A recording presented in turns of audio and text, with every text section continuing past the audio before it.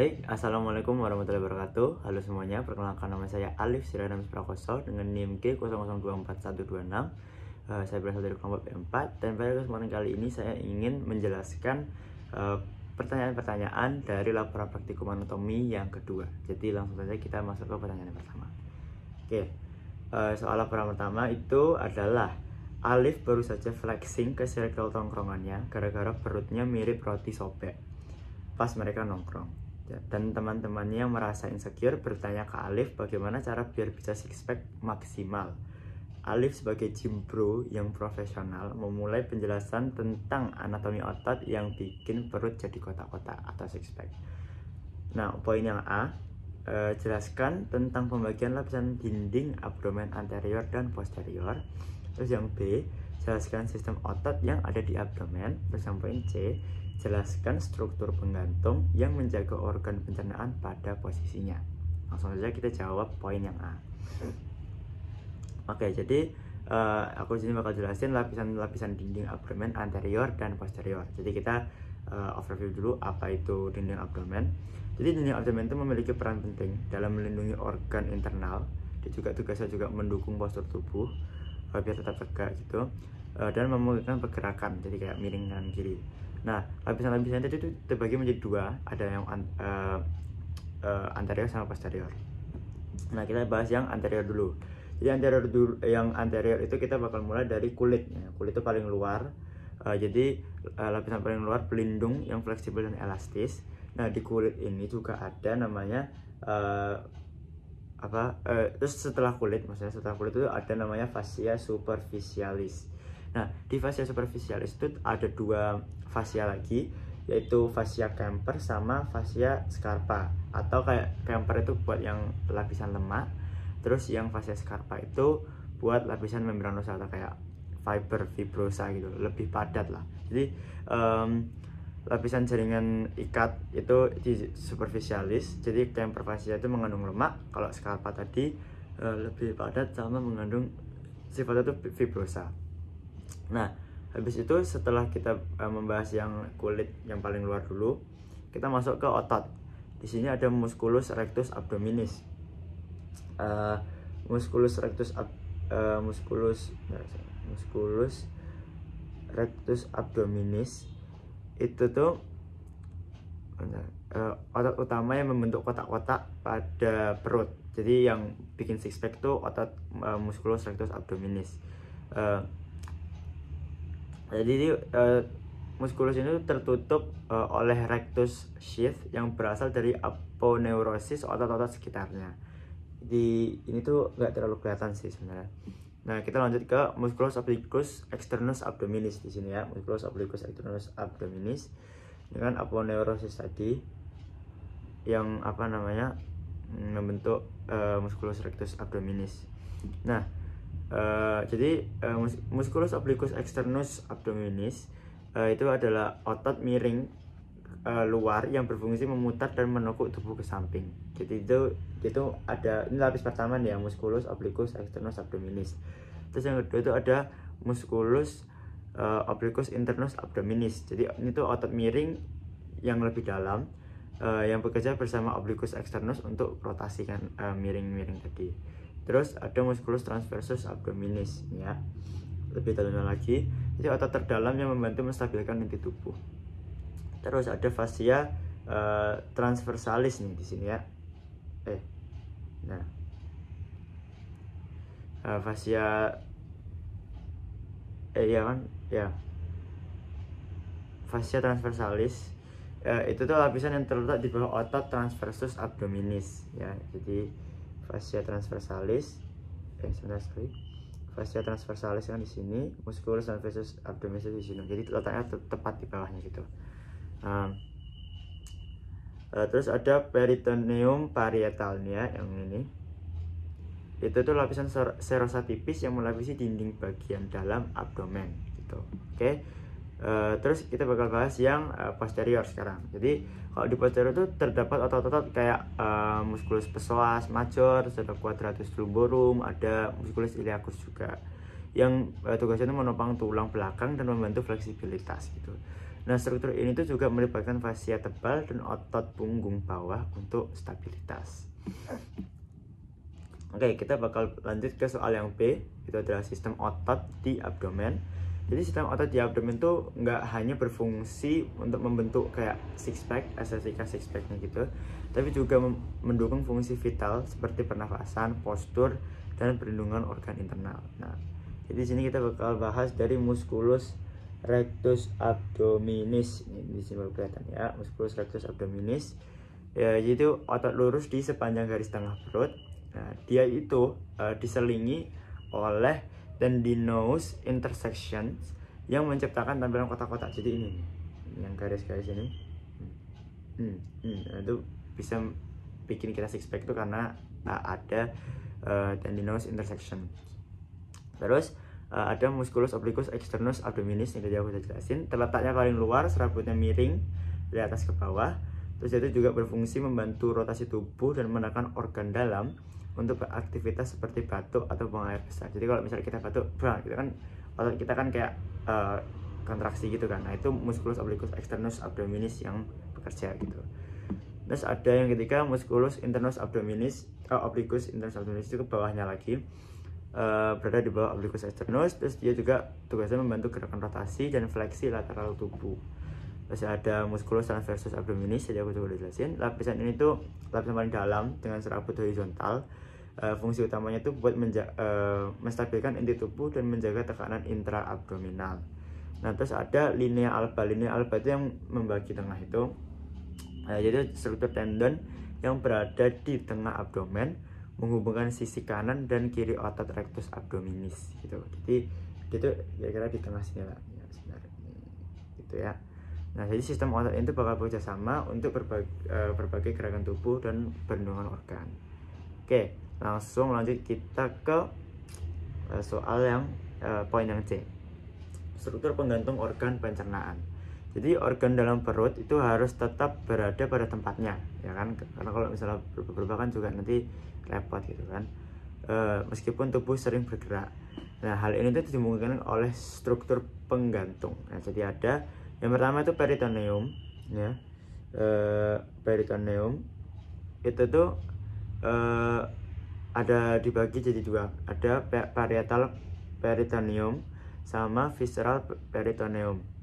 Yang parietal dulu itu tugasnya untuk melapisi dinding bagian dalam abdomen. Nah, terus yang visceral itu tuh untuk menutupi organ dalam gitu. Nah, itu yang kedua itu ada mesenterium. Jadi mesenterium itu apa namanya nih ya, mesenterium. Jadi itu biasanya itu kayak lipatan peritoneum yang menghubungkan organ seperti usus kecil dengan dinding posterior abdomen. Dia juga tugasnya itu juga mengandung pembuluh darah, limfa dan saraf untuk mendukung organ tersebut gitu loh. Nah, yang ketiga itu ada ligamen peritoneum. Misalnya ada contohnya itu ligamentum falciform yang menghubungkan hati ke dinding depan abdomen gitu. Biar ini gitu di sini ligamentum, biar nggak gerak-gerak. Terus ada omentum. Jadi omentum itu struktur seperti apron yang menggantung dari lambung ini ya, apron dari lambung, cluster. Terus dan omentum ini ada dua, omentum mayor sama majus atau minus gitu ya. Yang majusnya dulu melindungi organ dari trauma dan infeksi. Terus yang minusnya itu menghubungkan lambung dengan hati. Nah, yang kelima itu ada fascia dan struktur penunjang lainnya itu. Jadi fascia kayak ada transversalis tadi, juga membantu memberikan stabilitas tambahan. Ada diafragma, itu mendukung organ di atas dan berkontribusi pada stabilitas tekanan rongga perut gitu. Jadi itu jawaban nomor 1 kita udah selesai semua, poin A, B, C selesai. Kita sekarang bakal lanjut ke nomor 2. Soal laporan 2. Randy adalah seorang mahasiswa yang sangat gemar menghadiri acara makan bersama, terutama di restoran dengan konsep all you can eat. Namun pada suatu kesempatan, Randy itu merasa tidak nyaman karena cepat merasa kenyang, padahal baru saja memulai makannya gitu. Nah, hal ini tuh membuatnya khawatir ada yang tidak normal dalam sistem pencernaannya. Nah, sebagai teman yang baik, jelasin Randy tentang traktus digestivus superior, jadi yang atas, mulai dari mulut sampai ke lambung. Serta bagaimana kompensasi sphincter dan gerakan pencernaan saat dia lagi makan rakus di All You Can Eat. Oke, langsung aja kita jelasin ya. Jadi sebenarnya Randy ini nggak harus panik, jangan panik dulu, karena ya sebagai teman yang baik kita harus menjelaskan urutan traktus digestivus superior dari mulut ya. Oke, jadi yang pertama itu kita mulai dari mulut atau cavum oris ya. Cavum oris itu sebenarnya rongga mulut ya kan.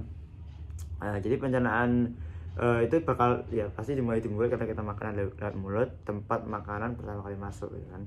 Nah, itu ada gigi yang pertama. Dia itu tugasnya ya mengunyah makanan jadi kayak kecil. Proses ini disebut mastikasi agar makanan lebih mudah dicerna.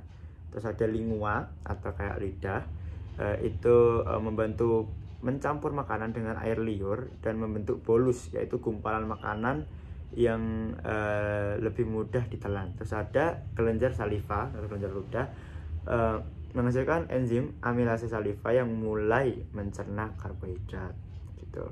Nah, jadi semakin baik atau semakin lama kita mengunyah makanan, itu tuh semakin mudah bekerja lambung dan organ lain untuk mencernanya. Jadi nggak bakal lama-lama banget gitu. Jadi kayak langsung cepat. Jadi makanya nggak cepat kenyang gitu. Kalau misalnya ngunyahnya benar gitu, makanya ngunyah itu jangan cepet-cepet langsung ditelan. Nah, habis itu kita lanjut ke faring dan esophagus. Jadi setelah bolus tadi terbentuk di cavum oris, faring ya dia itu bakal melewatin faring. Jadi bolus melewati tenggorokan dengan bantuan refleks menelan atau kayak gerakan peristaltik gitu. Proses ini menyebabkan penutupan saluran napas oleh epiglotis agar makanan tidak masuk ke trakea. Jadi kayak kalau misalnya di sini kan kayak, jadi katup epiglotis itu kan yang buat bagi ke kerongkongan sama tenggorokan biar nggak salah masuk ke pernafasan sama buat makanan gitu kan. Terus setelah itu kita lanjut ke esophagus. Jadi saluran ini tuh bertugas membawa bolus dari mulut ke lambung melalui pergerakan otot yang disebut peristaltik atau peristalsis. Esophagus itu memiliki dua sphincter, ada upper esophageal sphincter atau US ya, bagian atasnya. Terus ada lower ya, esophageal sphincter. Jadi yang atas itu, yang upper tugasnya tuh buat mengontrol masuknya bolus dari faring ke esophagus. Terus yang bawah lower itu tuh buat mengatur pintu masuk makanan ke lambung dan mencegah asam lambung naik ke esophagus, karena kan asam lambung kan korosif banget kan, reflux bisa disebut juga. Nah, kalau misalnya kondisi makan rakus, dia itu apa namanya, seperti kayak misal di All You Can Eat kayak si Randy tadi, lower esophageal sphincter itu bakal bekerja lebih keras untuk mengatur bolus masuk ke lambung secara bertahap, jadi bakal lebih lelah. Nah, kita lanjut lagi ke gasternya ini ya. Jadi pencernaan proses di lambung atau gaster. Jadi tadi kan ini finalnya kan di sini kan buat pencernaan sebelum masuk ke usus kan. Jadi setelah makanan masuk ke lambung, disinilah bagian besar proses pencernaan fisik dan kimia terjadi.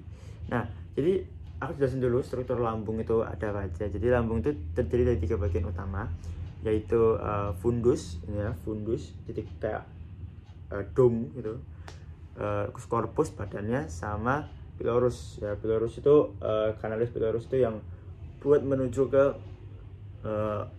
usus gitu. Saat si Randy ini makan banyak, fundus itu berfungsi menampung makanan sementara sebelum diproses lebih lanjut gitu. Jadi kayak maksimalnya tuh di fundus ini, makanya dia naik ke atas gitu kan. Oke. Nah, di lambung ini kan juga ada namanya asam lambung. Itu ada pencernaan kimiawi gitu. Jadi sel di lambung itu menghasilkan asam klorida HCl untuk membantu memecah protein dan membunuh mikroorganisme. Jadi di sini tuh ada enzim pepsin yang bakal mulai bekerja mencerna protein menjadi peptida. Itu kita balik ke biokimia awal gitu ya.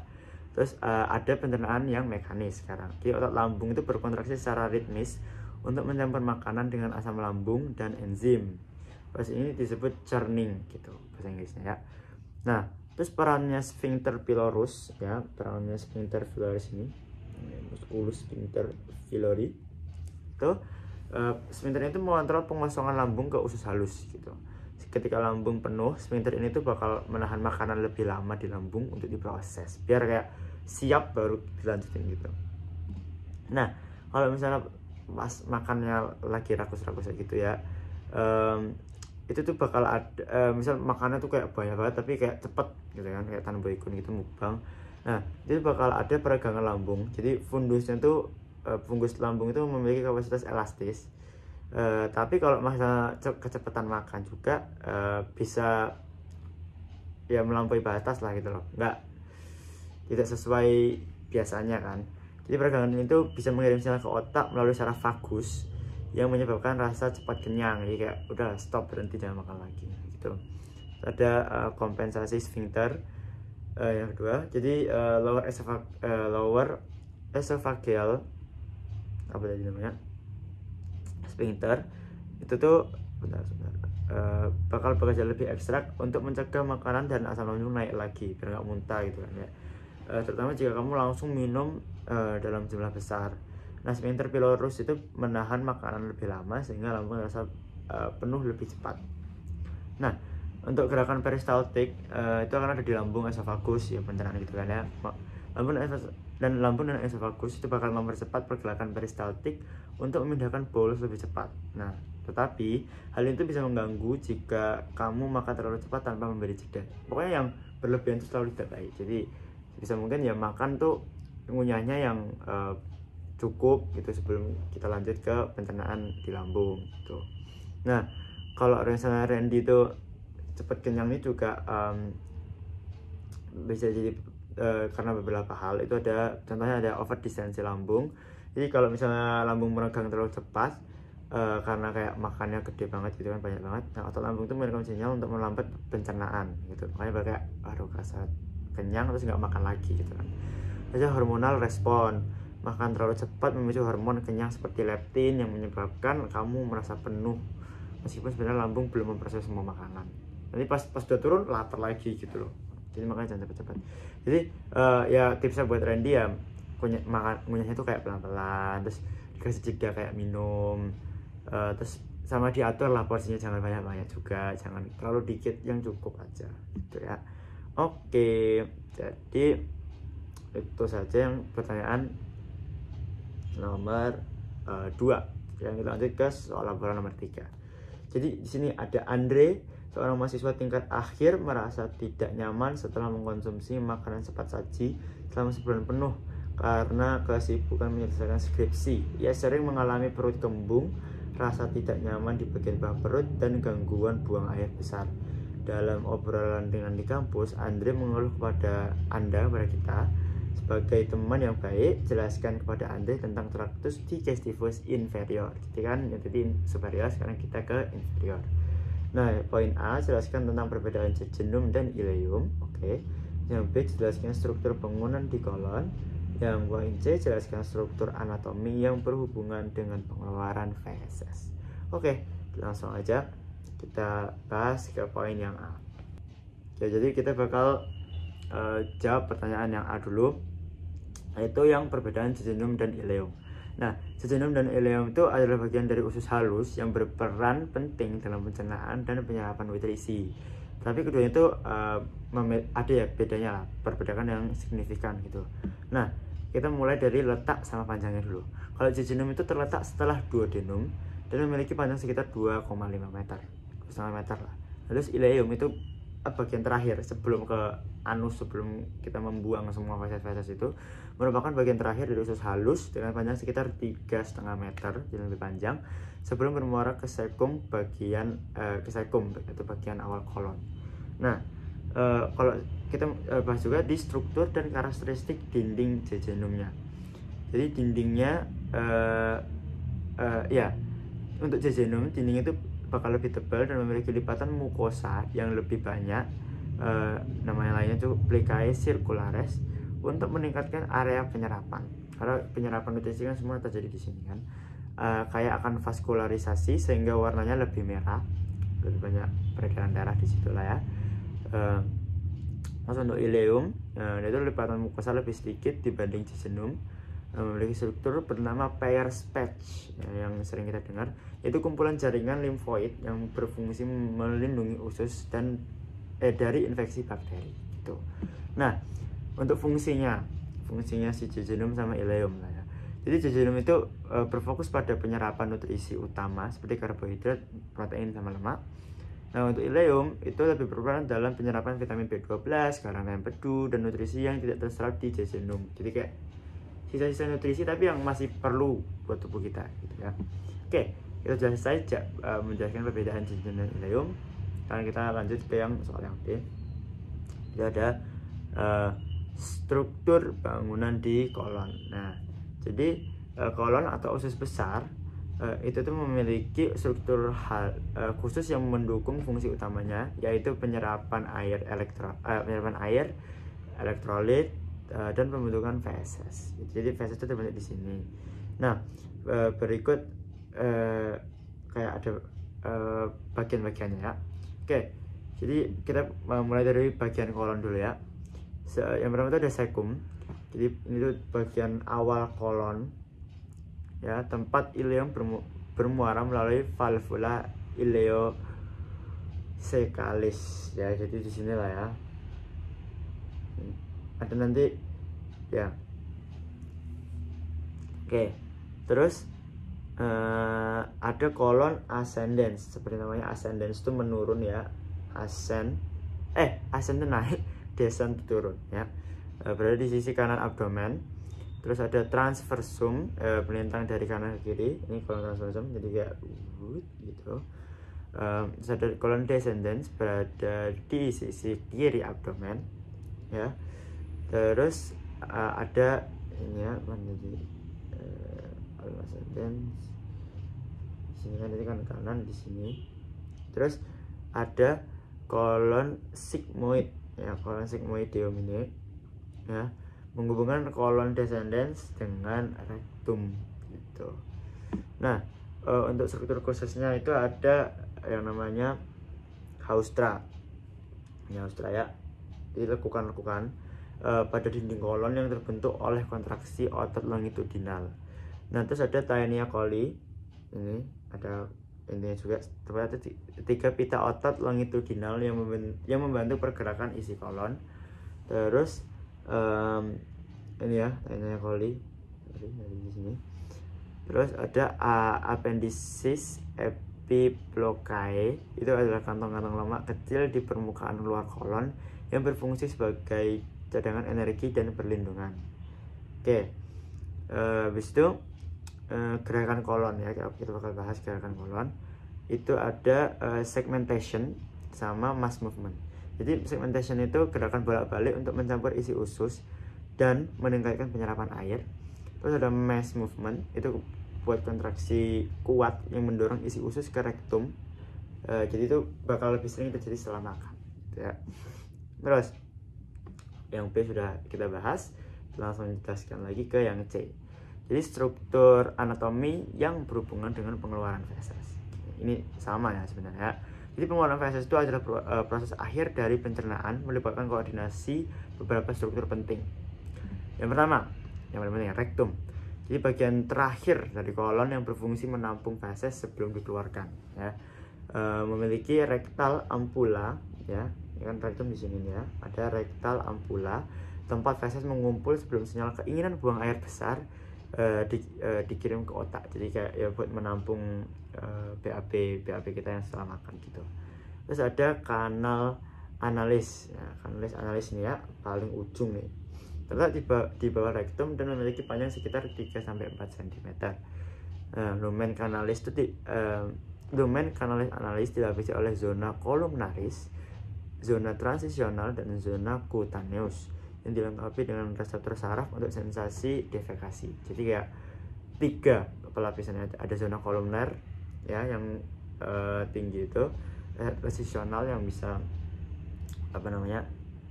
kayak transisional. Terus ada zona cutaneus. Pokoknya transisional itu biasanya memang di organ-organ dalam seringnya ya. Terus ada sphincter ani Nah, terus ini tuh ada dibagi dua juga, ada yang internus sama externus. Sebentar, ada internus itu otot polos yang bekerja secara involunter atau secara tidak sadar menjaga rektum tetap tertutup saat tidak buang air besar. Karena kalau misalnya kita jaga secara volunter kita bakal pegel gitu kan, untuk menjaga biar fesesnya nggak keluar. Jadi karena ini kerjanya involunter. Terus sphincter ani externus, otot rangka yang bekerja secara volunter. Ini bedanya nih yang volunter, menggunakan kontrol sadar saat buang air besar. Ya buat kita kayak ngeden gitu tuh ini sphincter ani externus. Terus ada diafragma panggul, berperan dalam mendukung rektum dan mengontrol pengeluaran feses. Terus ada proses defekasi. Saat rektum penuh, saraf parasimpatis memicu relaksasi sphincter ani internus. Dengan kontraksi otot-otot perut dan relaksasi sphincter ani externus, feses itu akhirnya bisa dikeluarkan gitu. Nah, keluhannya Andre di ini tuh kan, dari keluhan Andre itu kan dia ada makanan cepat saji yang kayak rendah serat, tinggi lemak, dan sulit dicerna, yang bisa memperlambat pergerakan usus dan menyebabkan perut kembung serta gangguan buang air besar (BAB). Sama ada kurang aktivitas juga menyebabkan gerakan peristaltik usus besar menjadi lambat. Terus solusinya itu dia juga harus meningkatkan konsumsi makanan kaya serat seperti sayur dan buah, itu penting banget. Terus minum air putih yang cukup gitu ya, untuk membantu pergerakan feses. Air putih itu sangat perlu juga buat manusia karena kita mostly isinya dari air. Lakukan aktivitas fisik ringan untuk mempercepat peristaltik ya. Jadi mungkin sekian penjelasan soal laporan anatomi dari saya. Kurang lebihnya mohon maaf, jika ada salah kata saya juga minta maaf. Wassalamualaikum warahmatullahi wabarakatuh.